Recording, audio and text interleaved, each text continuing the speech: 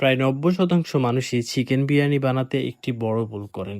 আর সেই কারণেই রেস্টুরেন্টের মতো স্বাদও আসে না। আপনার বিরিয়ানিও যদি ঝরঝরে না হয় তাহলে আজকের ভিডিওটি স্কিপই করবেন না। আজ আমি এমন একটা রেসিপি দেখাবো যেটা একবার বানালেই বারবার এই রেসিপিটিই বানাতে চাইবেন। সো কথা না বাড়িয়ে চলুন আমরা রেসিপিতে চলে যাই। প্রথমে আমি একটি প্যানে 1/3 কাপ তেল নিয়ে নিলাম। তেলে আমি ৩টি মাঝারি সাইজের আলু দিয়ে দিলাম। সাথে সামান্য মরিচের গুঁড়ো দিয়েছি। এতে আলুর রংটা আরো বেশি সুন্দর হবে। আর মাঝারি আছে হালকা গোল্ডেন করে ভেজে নিচ্ছি। আলুগুলা ভাজা হয়ে গেছে। এখন আমি এগুলা তুলে নিচ্ছি একটা প্লেটে। বিরিয়ানির আসল সুগন্ধের শুরু কিন্তু এখান থেকেই। একই তেলে আমি তেজপাতা, দারুচিনি, এলাচ আর লবঙ্গ দিয়ে হালকা ভেজে নিচ্ছি, যাতে মশলাগুলোর ফ্লেভার তেলের সঙ্গে ভালোভাবে মিশে যায়। এবার দিয়ে দিচ্ছি ১ কাপ পাতলা করে কাটা পেঁয়াজ। মাঝারি আছে ধীরে, ধীরে ভেজে নিব। কারণ সুন্দর গোল্ডেন ব্রাউন পেঁয়াজই কিন্তু বিরিয়ানির রং, মিষ্টি স্বাদ আর সুগন্ধ অনেকটাই বাড়িয়ে দেয়।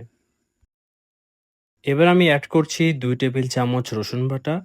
রসুন বাটাটা ভালোভাবে কষিয়ে নিতে হবে। কারণ এই স্টেপটাই বিরিয়ানির গ্রেভিতে দারুণ এবং গভীর ফ্লেভার এনে দেয়।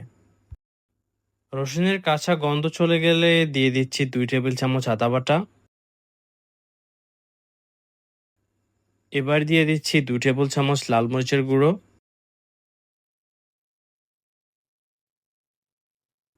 মশলাগুলোকে আমি ১ থেকে ২ মিনিট ভালোভাবে কষিয়ে নিচ্ছি।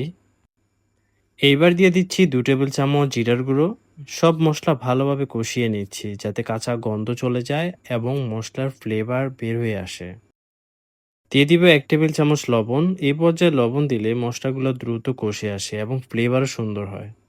মসলাগুলো যাতে পুড়ে না যায় এজন্য আমি অল্প একটু গরম পানি দিয়ে দিচ্ছি।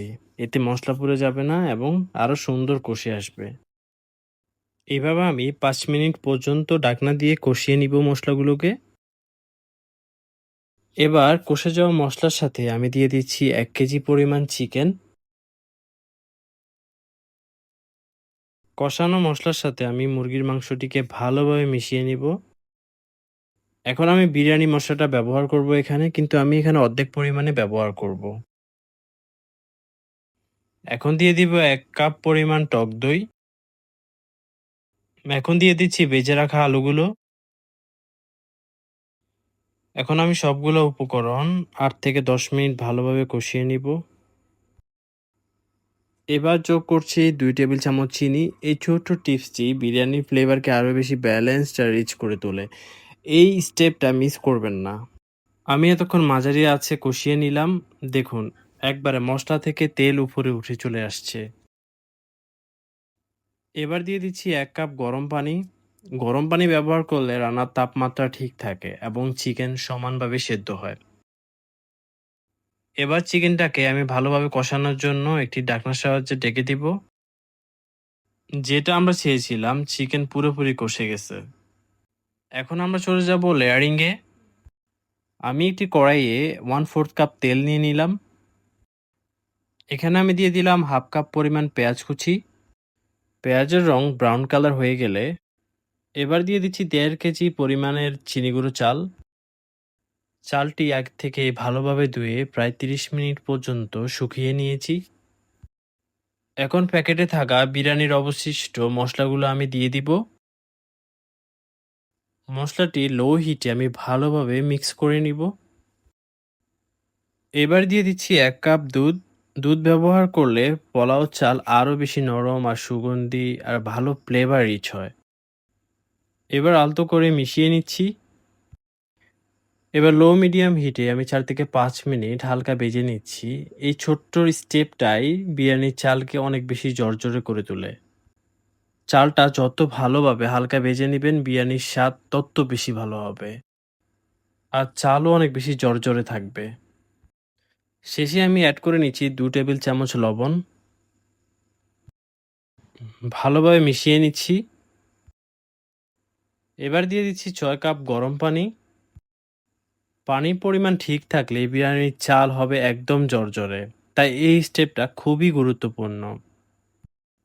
এবার আলতো করে মিশিয়ে ডেকে মাঝারি আঁচে রান্না করব, যতক্ষণ না চাল প্রায় সব পানি শুষে না নেয়।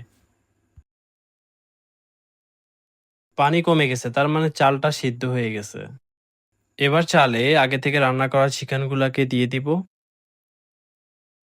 সমানভাবে আমি চালের সাথে মাংসটি মিশিয়ে নিব, যাতে প্রতিটি চালের দানায় চিকেন আর মশলার ফ্লেভারটা খুব সুন্দরভাবে মিশে যায়। এখানে আমি দিয়ে দিচ্ছি ৫টি কাঁচামরিচ। কাঁচামরিচ বিরিয়ানির জালের চেয়েও বেশি দারুণ একটা প্রাকৃতিক সুগন্ধ যোগ করে। আমি আলতো করে ভালোভাবে মিশিয়ে নিচ্ছি। বেশি নাড়াচাড়া করা যাবে না, তাহলে কিন্তু চাল পেকে যাবে। এবার ঢাকনা দিয়ে একদম লো আছে ১৫ থেকে ২০ মিনিট দমে রাখবো। আমি এখানে ২০ মিনিট পর ঢাকনাটি খুলেছিলাম। তৈরি হয়ে গেছে আমার এই স্পেশাল চিকেন বিরিয়ানি। আশা করি আমার রেসিপিটি অনেকের জন্য অনেক হেল্পফুল হবে। আর আমার এই রেসিপিটি যদি আপনাদের ভালোই লেগে থাকে, তাহলে অবশ্যই একটি লাইক দিবেন। আর আমার চ্যানেলটি অবশ্যই সাবস্ক্রাইব করে দিবেন। সবাই ভালো থাকবেন, সুস্থ থাকবেন। আল্লাহ হাফেজ। আসসালামু আলাইকুম।